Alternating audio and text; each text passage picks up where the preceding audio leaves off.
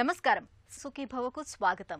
ఎక్కువసేపు నిలబడి పనిచేసినప్పుడు, గంటల తరబడి కుర్చీలోనో సోఫాలోనో ఒకే భంగిమలో ఉండిపోయినప్పుడు నడుమంతా నొప్పిగా అనిపించడం మనకు అనుభవమే.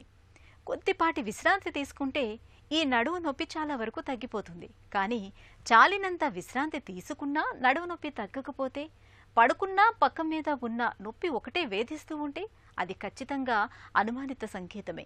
ఇలా ఎంతకీ తగ్గని నడుము నొప్పి వెనుక చాలా వరకు టీబీ కారణంగా ఉండే అవకాశం ఉంటుందని చెబుతారు డాక్టర్లు.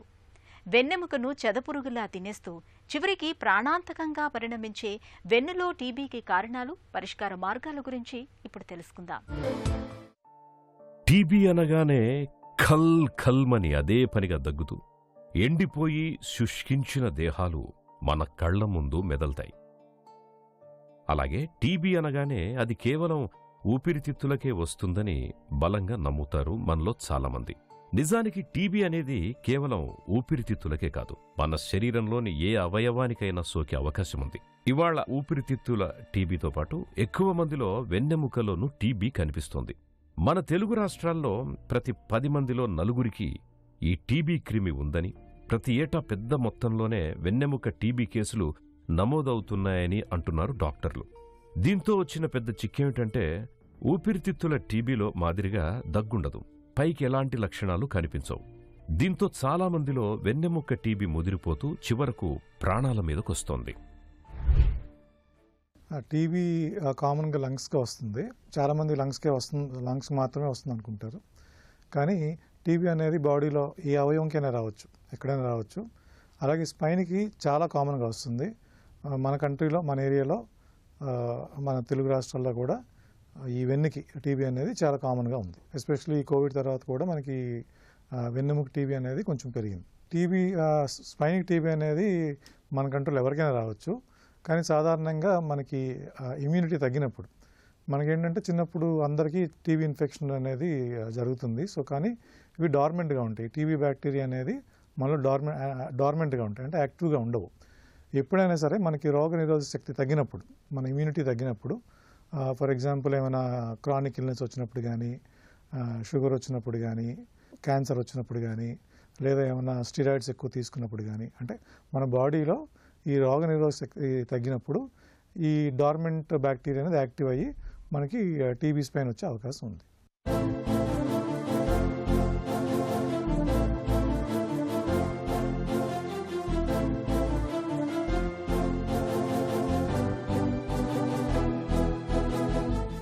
అసలు ట్యూబర్క్లోసిస్ అనేది మనకి మైకోబాక్టీరియం ట్యూబర్క్లోసిస్ వల్ల వచ్చే ఒక కామన్ కండిషన్. అది మనం ఎక్కువ శాతం లంగ్స్లో చూస్తూ ఉంటాం. లంగ్స్లో టీబీ అనేది చాలా కామన్, అందరికీ తెలిసిందే.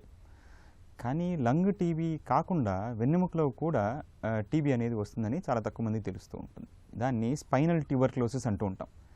ఈ స్పైనల్ ట్యూబర్క్లోసిస్ ఎందువల్ల వస్తుంది అంటే, ఇది మనం చాలా తక్కువ ఏజ్ గ్రూప్ వాళ్ళలో కూడా, టీనేజర్స్లో కూడా, ఒక 17 ఏళ్ల అబ్బాయిలో కానీ 20 ఏళ్ల అమ్మాయిలో కానీ ఈ ట్యూబర్క్లోసిస్, స్పైనల్ ట్యూబర్క్లోసిస్ అనేది కామన్గా చూస్తూ ఉంటాం.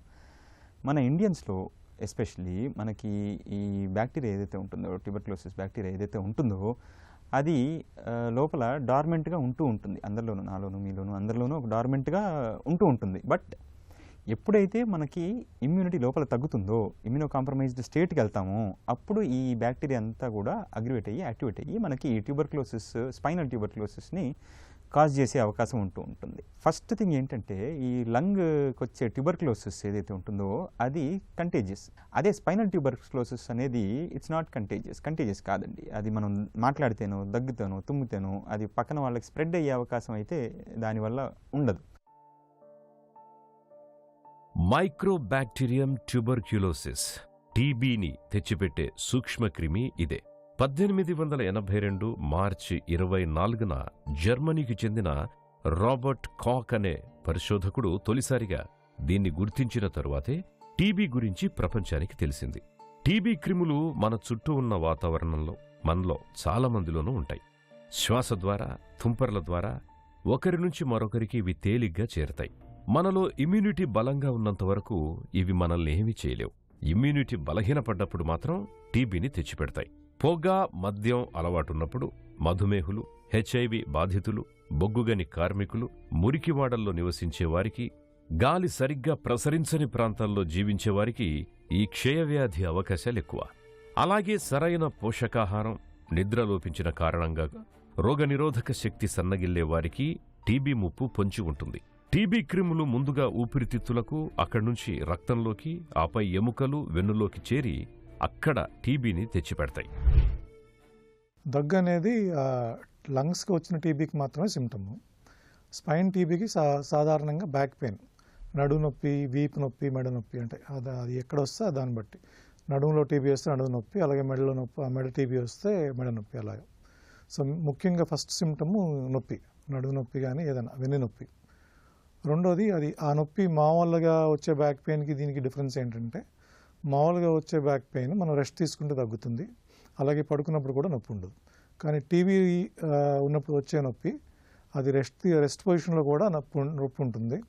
మన పక్క తిరిగినప్పుడు కానీ, కూర్చొని లేచినప్పుడు కానీ విపరీతమైన నొప్పి ఉంటుంది. అలాగే పడుకునేటప్పుడు కూడా మధ్యరాత్రిలో నిద్ర పట్టేసిన తర్వాత మధ్యలో నొప్పని లేచిపోతుంటారు. సో ఈ తేడా మనం గమనించాలి. సో అలాగే నొప్పితో పాటు వ్యాధి తీవ్రత పెరిగే కొద్దీ ఒక్కొక్కసారి ఈ కాళ్ళు లాగడం కానీ, కాలు తిమ్ముర్లు కానీ, అలాగే చీమ ఎక్కువయ్యి, ఆ టీబీ చీమ ఎక్కువయ్యి, స్పైనల్ కార్డ్ మీద ఒత్తిడి ఎక్కువైతే ఒక్కొక్కసారి కాలు కానీ చేతులు కానీ వీక్నెస్, అంటే ఈ పారాలసిస్ కూడా వచ్చే అవకాశం ఉంది. స్పైన్ టీబీ అనేది ఒకరి నుంచి ఇంకొకరికి రాదు. అదే ఊపిరితిత్తుల టీబీ అనుకుంటే, ఊపిరితిత్తుల టీబీ ఒకరి నుంచి ఇంకొకరికి రావచ్చు, దగ్గు ద్వారా రావచ్చు. కానీ స్పైన్ టీబీ అనేది ఒకరి నుంచి ఇంకొకరికి రాదు. సో టీబీ స్పైన్ పేషెంట్తో మనం కలిసి జీవించవచ్చు, కలిసి భోంచేయచ్చు, కలిసి తిరగవచ్చు. సో ఆ టీబీ స్పైన్ ఒకరి నుంచి ఇంకొకరికి రాదు. వెన్నులో టీబీతో తలెత్తే అతిపెద్ద అనర్థం శారీరక వైకల్యమే. చిన్న వయసులోనే వెన్నుకు టీబీ సోకడం వల్ల వెన్నెముక వంకరగా మారిపోతూ ఉంటుంది. కొంతమందిలో గూని కూడా వస్తూ ఉంటుంది. అందుకే దీని విషయంలో అప్రమత్తంగా ఉండాలని హెచ్చరిస్తారు డాక్టర్లు.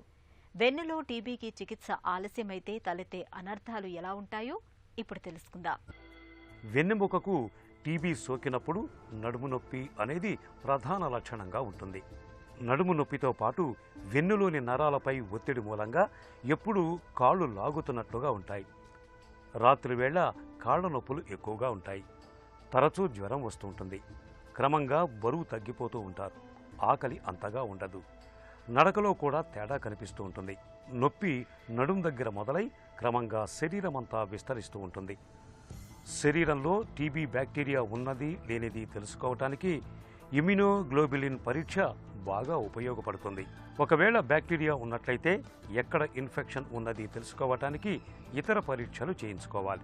వెన్నులో టీబీని గుర్తించడానికి ఎక్స్రే, ఎంఆర్ఐ పరీక్షలు బాగా ఉపయోగపడతాయి. టీబీ సోకిన ప్రాంతం నుంచి సిటీ స్కాన్ ద్వారా ముక్కని తీసి బయాప్సీ చేయటం ద్వారా కూడా వెన్నులో టీబీని నిర్ధారించుకోవచ్చు. స్పైనల్ ట్యూబర్క్లోసిస్లో సిమ్టమ్స్ ఎలాగుంటూ ఉంటాయి అంటే దీన్ని 2 భాగాలుగా చెప్పచ్చు. యాక్టివ్ ఇన్ఫెక్షన్ ఉన్నప్పుడు, ఎప్పుడైతే ట్యూబర్క్లోసిస్ యాక్టివ్గా ఉన్నప్పుడు మనకు ఫస్ట్ వచ్చే సిమ్టమ్ నొప్పి. మోస్ట్లీ అది వెనకాల వీపు భాగం నుంచి నడుము భాగం మధ్యలో ఈ నొప్పి అనేది ఎక్కువగా వస్తూ ఉంటుంది. ట్యూబర్క్లోసిస్ అనేది ఆ ఏరియాని ఎక్కువ ఎఫెక్ట్ చేస్తూ ఉంటుంది అనమాట. ఆకలి వేయకపోవడము, బరువు తగ్గడము, ఇలాంటి సిమ్టమ్స్ అన్నీ కూడా ఉంటూ ఉంటాయి. నెక్స్ట్ ఇది ఎప్పుడైతే యాక్టివ్ స్టేజ్లో ఉంటుందో వెనకాల పస్సులాగా డెవలప్ అవుతూ ఉంటుంది అనమాట. కోల్డ్ యాప్సెస్ అంటూ ఉంటాం. పస్సులాగా డెవలప్ అయ్యి ఆ ఎముకనంతా కూడా తినేస్తూ ఉంటుంది. యాక్టివ్గా యాప్సెస్ అంతా కూడా డెవలప్ అయ్యి పస్సు అంతా కూడా వస్తూ ఎముకనంతా తినేస్తూ వెనకాల వచ్చే వెన్నుపామును కూడా ఈ పస్సు అనేది ఒత్తిడికి లోన్ చేయొచ్చు. ఆ వెన్నుపాముని ఆ ఒత్తిడికి లోన్ చేయగానే మనకి అక్కడి నుంచి వచ్చే నరాల నుంచి వచ్చే నొప్పులు కూడా ఎక్కువ అవుతూ ఉంటాయి. మనకి అంతా కాళ్ళల్లోకి వచ్చే నరాలు ఎఫెక్ట్ అవ్వచ్చు. మనకి యూరిన్ మోషన్లో వచ్చే నరాల మీద ఒత్తిడి ఉంటే ఆ నరాలు ఎఫెక్ట్ అవ్వచ్చు. సో ఏ రీజన్లో ఎఫెక్ట్ అవుతుందో అక్కడి నుంచి కిందకు వచ్చే నరాలన్నీ కూడా వీటి వల్ల ఎఫెక్ట్ అయ్యే అవకాశం అయితే ఉంటుంటుంది. వెన్నులో టీబీలో తలెత్తే పెద్ద చిక్కేమిటంటే ఇది లోపలే మెల్లమెల్లగా వెన్నెముకను నిర్వీర్యం చేయటం. టీబీ క్రిములున్న చోట వాపు, చీముగడ్డలు రావడంతో వెన్నుపై ఒత్తిడి పెరుగుతూ వస్తుంది. దీంతో నడుము నొప్పి అనేది అతిపెద్ద సమస్యగా మారుతుంది. విశ్రాంతిగా ఉన్నా, పడుకున్నా నొప్పి తగ్గకుండా వేధిస్తూ ఉంటుంది. ముఖ్యంగా మెడ, ఊపిరితిత్తుల వెనుక భాగం, నడుం కింది భాగాల్లో ఈ నొప్పి ఎక్కువగా ఉంటుంది. తరచు జ్వరం, ఆకలి మందగించడం, నీరసం, క్రమంగా బరువు తగ్గుతూ రావడం, రాత్రిపూట చెమటలు పట్టడం వంటి లక్షణాలు కూడా కనిపిస్తాయి. ఇక టీబీ జబ్బు ముదురుతున్న కొద్దీ వెన్నెముక ఆకృతి క్రమంగా వంకరగా గూనిలా మారిపోతూ వస్తుంది. వెన్నులోని పూసలు, డిస్కులపై ఒత్తిడి పెరిగి అవి బలహీనంగా మారిపోతాయి. దీంతో అక్కడి నరాలపై కూడా ఒత్తిడి పెరుగుతుంది. ఈ పరిణామం క్రమక్రమంగా మలమూత్ర విసర్జనలపై పట్టుకోల్పోయేలా చేస్తుంది. వెన్నులోని టీబీ క్రిములు రక్తంలో కలిసి మెల్లగా కిడ్నీల్లోకి, మెదడులోకి కూడా చేరే ప్రమాదముంది. కొన్నిసార్లు పెరాలసిస్ అంటే పక్షవాతం వచ్చే ముప్పు కూడా ఉంటుందని చెబుతున్నారు డాక్టర్లు.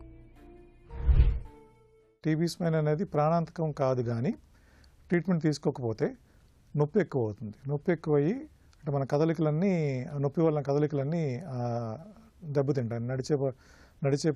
నడవడానికి కానీ, పడుకొని లెగవడానికి కానీ, కూర్చొని లెగవడానికి కానీ ఇబ్బందిగా ఉంటుంది.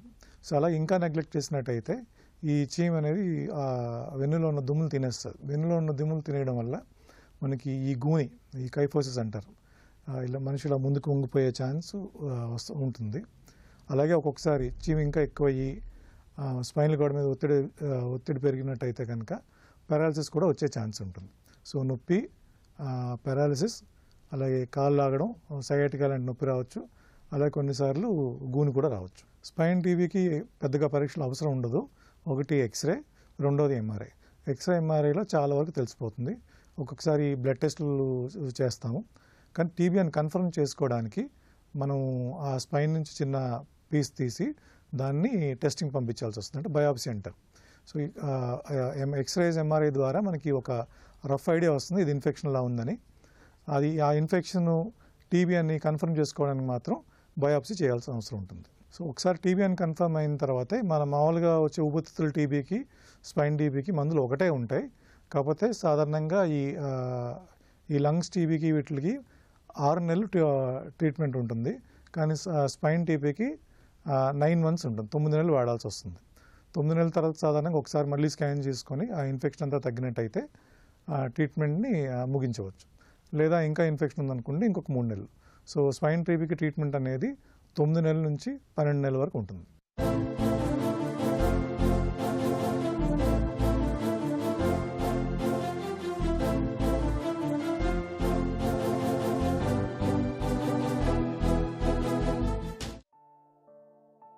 నడుము నొప్పి ఎంతకీ తగ్గకుండా వేధిస్తున్నప్పుడు, విశ్రాంత స్థితిలోనూ వెన్నులో నొప్పి తగ్గనప్పుడు టీబీ గురించి అనుమానించాలి.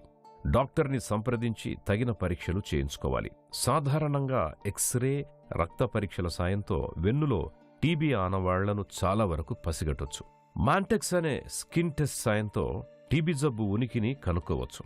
ఇందులో చేతి చర్మంపై ట్యూబర్క్యులిన్ రసాయనాన్ని నిర్ణీత మోతాదుల్లో ఎక్కించి ఆ భాగంలో మార్క్ చేస్తారు. టీబీ జబ్బు ఉన్నట్టయితే ఇంజెక్ట్ చేసిన భాగమంతా కందిపోయినట్టుగా ప్రతిస్పందనలు కనిపిస్తాయి. ఇక మరింత ఖచ్చితమైన నిర్ధారణ కోసం కొన్నిసార్లు సిటీ, ఎంఆర్ఐ, పెట్ స్కాన్లను, అవసరమైతే నీడిల్ బయాప్సీ కూడా చేయాల్సొస్తుంది. రక్తంలో ఐజీజీ, ఐజీఎం, ఇంటర్ఫెరాన్, గామా తాలూకు ప్రోటీన్స్ గుర్తించడం ద్వారా కూడా వెన్నులో టీబీని గుర్తించవచ్చు. వెన్నులో టీబీ సోకిన భాగం నుంచి కొంత కణజాలాన్ని తీసుకొని కల్చర్ పరీక్ష చేయడం ద్వారా కూడా వెన్నెముకలో టీబీ ఉనికిని పసిగట్టవచ్చు. సర్జరీ అనేది చాలా అరుదుగా, అంటే మేబీ ఒక 5 to 10% కేసెస్లో అవసరం ఉంటుంది. సో సర్జరీ అనేది ఒక్కొక్కసారి పేషెంట్స్ నొప్పి చాలా ఎక్కువగా ఉంటుంది, భరించలేనంత నొప్పి ఉంటుంది. సో నొప్పి ఈ టీబీ మందులు అనేవి పనిచేయడానికి సుమారుగా 6 నుంచి 8 వారాలు పడుతుంది, అంటే సుమారుగా 2 నెలల వరకు పట్టొచ్చు. సో ఈ 2 నెలలు నొప్పి తగ్గడానికి కూడా ఈ 2 నెలలు సుమారుగా 6 వారాల నుంచి 2 నెలల వరకు పడుతుంది. కొంతమందికి నొప్పి చాలా ఎక్కువగా ఉంటుంది, అంటే భరించలేనంత నొప్పి ఉంటుంది. అలాంటప్పుడు సర్జరీ ద్వారా మనం నొప్పిని తగ్గించవచ్చు. ఒక్కొక్కసారి నేను ఇందాక చెప్పినట్టుగా ఈ పారాలసిస్ ఏమైనా వస్తే కనుక, నరం మీద ప్రెషర్ ఎక్కువయ్యి, ఒత్తిడి ఎక్కువయ్యి, కాళ్ళు కానీ చేతులు కానీ పెరలైజ్ అయితే కనుక మనం ఆపరేషన్ ద్వారా ఆ చీముని తీసి, లేకపోతే ఈ నరం మీద ఒత్తిడి తగ్గించి స్పైనల్ కార్డ్ని రికవర్ అయ్యేటట్టు చేయొచ్చు.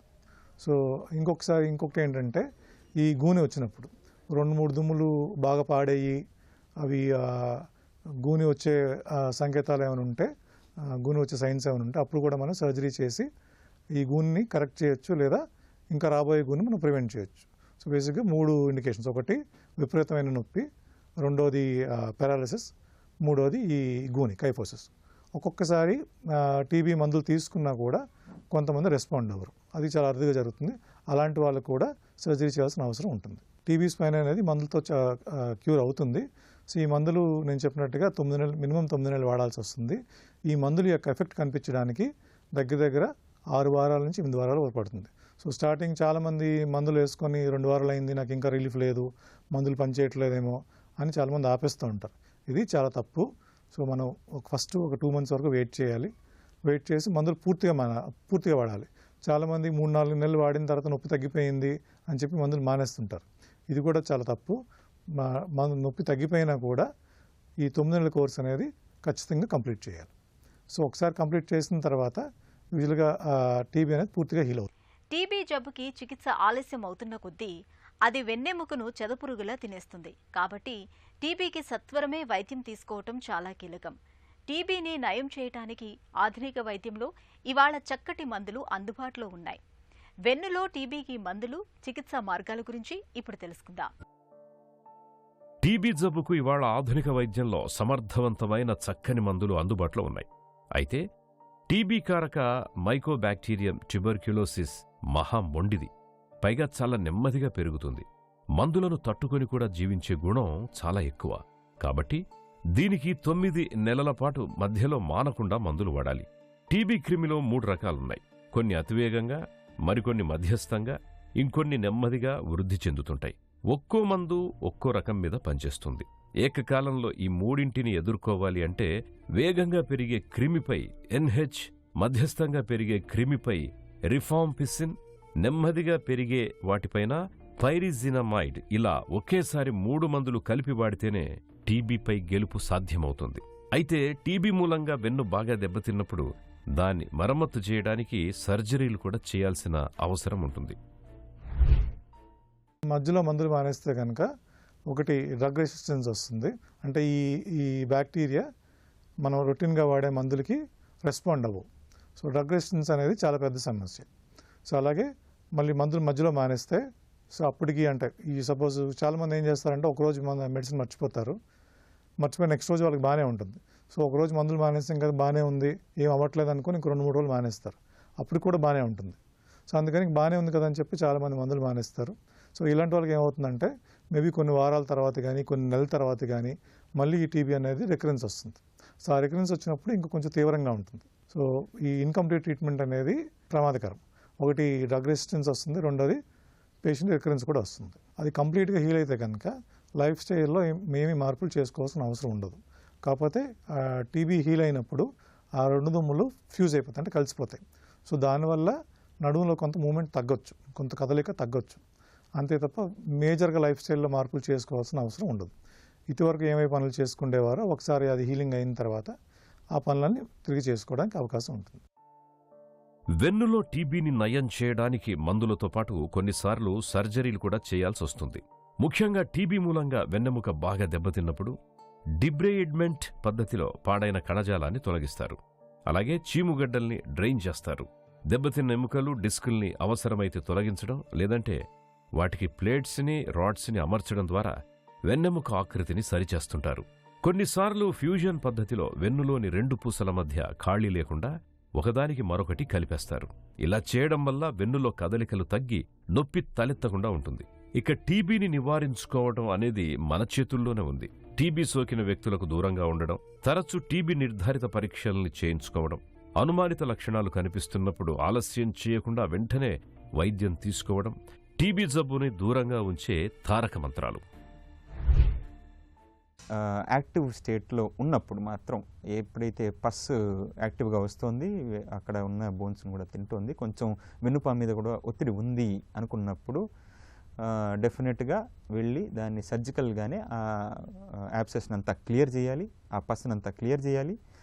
ఒకవేళ వెన్నెముకను కూడా కొంచెం ఎక్కువ తినేస్తుంది అనుకుంటే యాబ్సెస్ అంతా క్లియర్ చేసి పైన కింద స్క్రూలు వేసి దాన్ని అంతా కూడా స్టెబిలైజ్ చేయాల్సిన అవసరం ఉంటుంది. అంటే స్టేబుల్గా దాన్ని వెన్నెముకనంతా కూడా స్టేబుల్ చేయాల్సిన అవసరం ఉంటుంది, ఫర్దర్గా ఏమీ ఇబ్బందులు రాకుండా. రెండోది ఎప్పుడైతే ఈ వెన్నుపాము మీద ఒత్తిడి మనకి బోన్స్ నుంచి వచ్చిందో, యాక్టివ్ స్టేజ్లో కాకుండా హీల్డ్ స్టేజ్ తర్వాత వచ్చిందో, అప్పుడు మనం లోపల అప్పుడు పస్ ఏమీ అంతలా ఉండకపోవచ్చు. లోపలికి వెళ్ళి ఆ వెన్నుపాము మీద ఉండే ఒత్తిడి తీసి మనకి స్క్రూలు రాడ్లు అవసరమైతే ముందు వైపు నుంచి ఒక మెష్ లాంటిది కూడా పెట్టాల్సిన అవసరం అయితే ఉంటుంది. సో సర్జికల్ పరంగానే దాన్ని కూడా ఆ ఒత్తిడిని క్లియర్ చేయాల్సిన అవసరం ఈ స్పైనల్ ట్యూబర్క్లోసిస్లో ఎక్కువగా ఉంటుంది. లంగ్స్ టీబీ మాదిరిగానే స్పైన్ టీబీకి కూడా క్రమం తప్పకుండా మందులు వాడాలి. మందులు మధ్యలో మానేస్తే డ్రగ్ రెసిస్టెన్స్ వచ్చి మందులు పనిచేయకుండా పోయే అవకాశం ఉంటుంది. అప్పుడు చికిత్స మరింత కష్టమవుతుంది. మందులు మార్చడంతో పాటు వాటిని ఎక్కువ కాలం వాడాల్సి వస్తుంది. కాబట్టి వెన్నులో టీబీ ఉందని తెలిసిన తర్వాత మందులు వాడటం మొదలుపెట్టినట్లయితే పూర్తి కోర్సు తీసుకోవాలి. డాక్టర్ పర్యవేక్షణలో చికిత్స తీసుకుంటే స్పైన్ టీబీ నుంచి తేలికగా త్వరగానే బయటపడవచ్చు. వెన్నెముకలో టీబీ విషయంలో అవగాహన కీలకం. వారాల తరబడి దగ్గు ఎంతకీ తగ్గకుండా వేధిస్తున్నప్పుడు టీబీ సోకిందేమోనని అనుమానించాలి. ఆలస్యం చేయకుండా వెంటనే టీబీ నిర్ధారణ పరీక్షల్ని చేయించుకోవాలి. టీబీ ఉందని తేలినప్పుడు మధ్యలో మందుల్ని మానకుండా డాక్టర్లు సూచించిన మేరకు పూర్తి కాలం పాటు మందుల్ని వాడాలి. టీబీ కారణంగా వెన్నెముక బాగా దెబ్బతిన్నప్పుడు సర్జరీకి వెళ్లడం అన్ని విధాలా మేలు.